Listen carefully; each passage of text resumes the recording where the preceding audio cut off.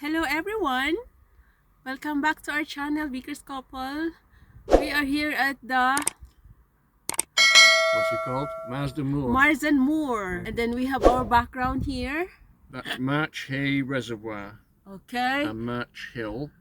March Hill. Yeah. Over there. Yep. March Hill over there. Yeah. March Hill Reservoir behind us, the water you can see there. Yes. And the moor behind it is called Close Moor. Close Moor. And then somewhere there is Eastergate and Close Gate Bridge. So that must be down at the bottom. There's a bridge down there. Okay, there's a bridge. So we are here today because it's nice weather.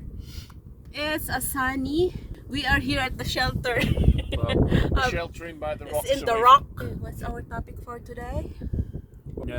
Most people think that like Filipinos and that are just after a green card or coming to the other country or wherever it is to get a better life. But most Filipinos actually want to stay in the Philippines. Yeah. I mean, obviously we got married and I brought you here, but that's because I'm younger. I'm not at retirement age yet, so yeah.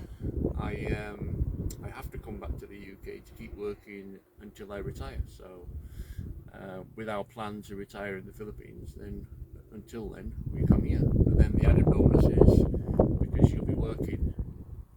If you manage to get a job and stay working the whole time, when we reach retirement age, you'll get a little pension then as well.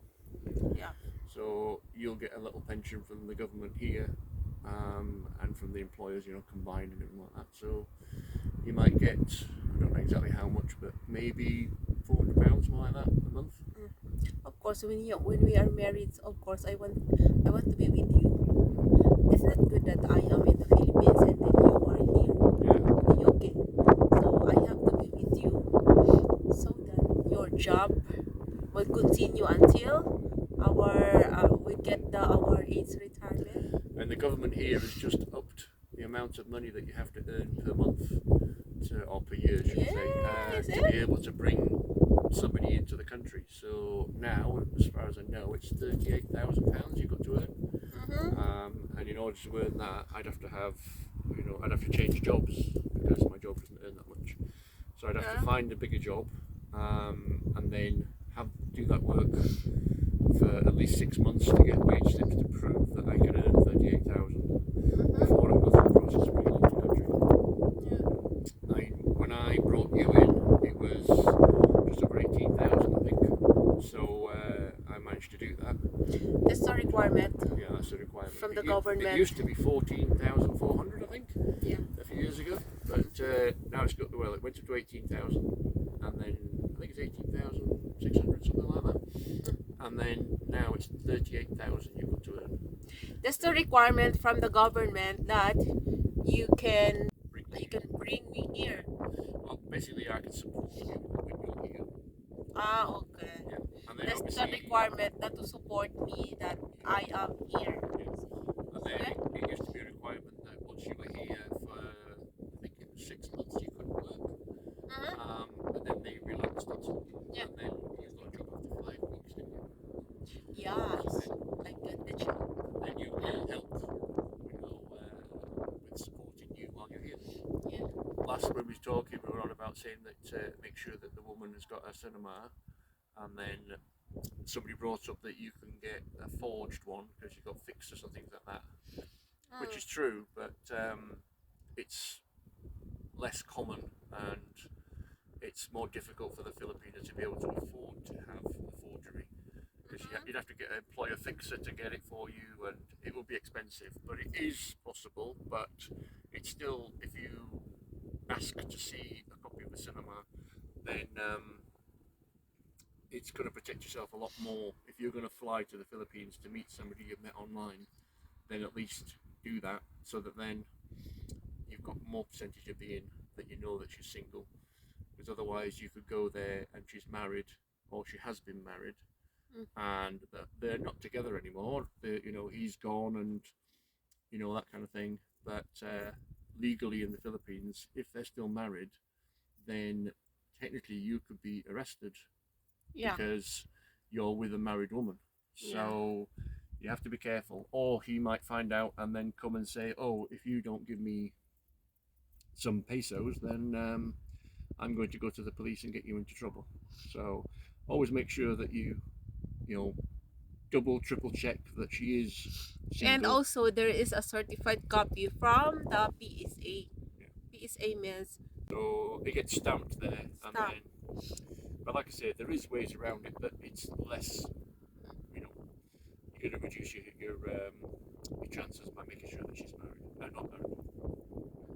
Because obviously you don't want to pay for a flight to come to the Philippines to see a woman that find out that she's married, because then you'll have to go through the process of getting annulment, and it costs so much money, takes so much time, and then, you know, you're better off just finding somebody who's single. And if you do find out she's married, then the best thing to do is just walk away. Just find another one. walk You know, away. I mean, unfortunately, with the Filipinos, there's one thing with the Filipinos, they do get very jealous and things like that, because in the Philippines there is, if you've got a very sexy, pretty Filipino that you're talking to, and she's slim and dark skinned and sexy and everything like that, and you think there's only one of them, but literally in the Philippines you could walk down the street and there's 10 of them. You know, go down the corner, there's another 10. Yeah. So if you find one, you know, and it turns out that she's married, then, you know, better to go and find another one. I know it doesn't seem very nice if you've been talking to somebody for a while and you've got connections and things like that, you know, but most of the Filipino women have all got a similar way of being, you know, the same attitude of being, you know, nice and kind and taking care of you and that kind of thing. Yep. Like we said before in our last video, you know, that they'll look after you and all that. I mean, we kind of get together a lot better because we have similar beliefs and outlooks on life and things like that, you know. And the age also. Yeah, similar age as well. But So I mean, obviously, it's closer. yeah. Yeah. Obviously, you could have found somebody that was a bit younger if you wanted to, but that's possible. So, as we were saying, if you go to the Philippines to meet a woman, you can go there for, you just turn up as a, you know, you can go there as a visa of 30 days. And then once you're there, if you've got longer time off work or whatever it is, or you're retired or whatever, you can then go and get an extension. Now, it depends what you're doing, depends on the office. You might get 30 days, you might get 60 days, but you get an extension. It's around, like I said, it depends again, sort of around £40 for the extension. Yeah. And then you can just stay in the country. You can stay up to a maximum of 3 years. After 3 years, at the moment, things might change. At the moment, you've got 3 years, and then in that time, you just keep getting extension. Some of the extensions are 6 months. I think you can only get 6 months, 2 6-month ones in a 3-year period. But some people, they kind of go to an office and they go, yes, you can do that, and then you go to another office and they go, no, you can't do that. So really depends on which office you go to and who you speak to, if you're lucky, unlucky, or whatever like that. So everything's different. So basically, after 3 years, you just need to leave the country and then come back again, and then that process all goes all over again. So people go to just fly to Malaysia, or fly to Singapore, or fly somewhere closer, whatever. Just to exit, then come back again. You just exit for 24 hours, Yeah. come back, and then it starts again with 30 days, then your extension, and then for another 3 years. I mean, maybe in the next few years or something, maybe they'll get rid of that, we don't know. But at the moment, that's what it's like. But going back to the women, if you do arrange to meet up with a woman, then when you go there, she's probably going to take you to meet her family. Yes. So depending on where she's from, whether it's Manila, Cebu, Davao, whatever, you're probably going to go and meet the family. And more than likely, she's probably going to want you to take them for a meal or something like that. And obviously, you know, there could be quite a few people, and you will be paying because you're the foreigner. But I mean, it's just one of those things. your wife wants to show you off to the family basically, and the amount of money that it costs isn't that much. It's only, you know, the price of taking 4 people out here for the same as taking 15 people out there. It's a lot, you know, it's a lot cheaper for the meals and things like that. I mean, I went with her family to what called Vikings. The Vikings in Davao City. It's a bit like Cosmos in this country, so it's a buffet situation. Yeah. I took them there, and basically it was about 10,000. Yeah, 10,000 pesos. Yeah, which is £70, I think, something like that. Yeah, in pounds. For 10 people, so yeah, that wasn't too bad. You know, plus you get to, you know, have all the food you want and that kind of thing. There's so many selection of the food there. But the other thing is, you may, when you go and meet the woman that you've been talking to, first of all, she'll probably want to meet you at the airport because they don't want somebody else to try and meet you. They'll meet you at the airport, but I mean, it's better anyway because they know the situation. They know about the taxis, they know about the grabs, they know about getting around. And if you're on your own, then the taxis or whoever might try to take advantage and charge a bit extra. But I mean, I don't see that as taking advantage. I see it as they've got a family to feed, and if they make an extra couple of hundred pesos off you, for you it's only pence, but for them it could mean that their whole family get to eat that week instead of, you know, or not eating or whatever. So an extra couple of hundred pesos doesn't make a difference. But we met at the airport. Yeah, we met at the airport. They're in Manila. Yeah. Just I mean, only me. our situation was slightly different because I met Emmy in Manila, but her family is from Davao, so we flew to Davao whilst we were out there to meet the parents, to meet a mum and family and that kind of thing there. And relatives. But also, if you go and meet the family in their farm or province or wherever they are, make sure you take like a bag of rice or sack of rice or whatever, and some food or whatever with you, so that then, you know, you're taking some stuff to them as well. Yeah. And then obviously you'll go and see the farm, and don't be surprised if the farm is kind of very basic compared to what the standards are in this country.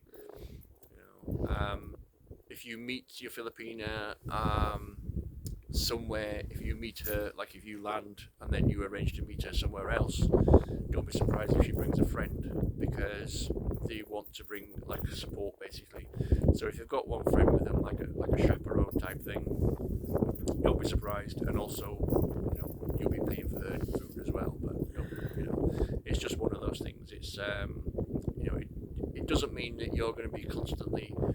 I mean, I see lots of videos where you know, some of the foreigners out there are like, you know, oh, you have to pay for everything, you know. But when you work out that your pay is like 10 times as much as theirs if they have a job, you know, a lot of the people in these families won't have a job, so you know, they don't have any income coming in. It's just a case of they live on the farm, they live on the province, you know, area, and somebody earns so that there is some rice, and then they just get fed at the same time. You know, so don't be surprised if there's a lot of people who don't have money, but you'll never meet more happy people. I mean, they're always happy, they're always smiling. I mean, it's strange having you know, like wives or whatever like that are just constantly smiling and happy, and you know, it doesn't matter what you give them or whatever it is, however much it costs, they're chuffed. You know, you could buy them something that's £1 and it's like you've given them a new car. Whereas if you've got an ex-wife in the West, you know, you would give her something that's £1 and they'd just chuck it back at you, you know. Really? You know, whereas, you know, you could buy them a car that's, I don't know, say, you could buy them a little normal car and they'd be like, oh, I wanted a BMW or whatever it is, you know. It's they're juicy, my love. well, it's not so much choosy, but it's the status. You know, they want you to earn more and buy more, spend more. You know, it's not like off the cuff, just kind of like get the camera out and go, right, talk. Okay, 1, 2, 3, camera, action. Okay, look at my neck. Oh, this one is itchy.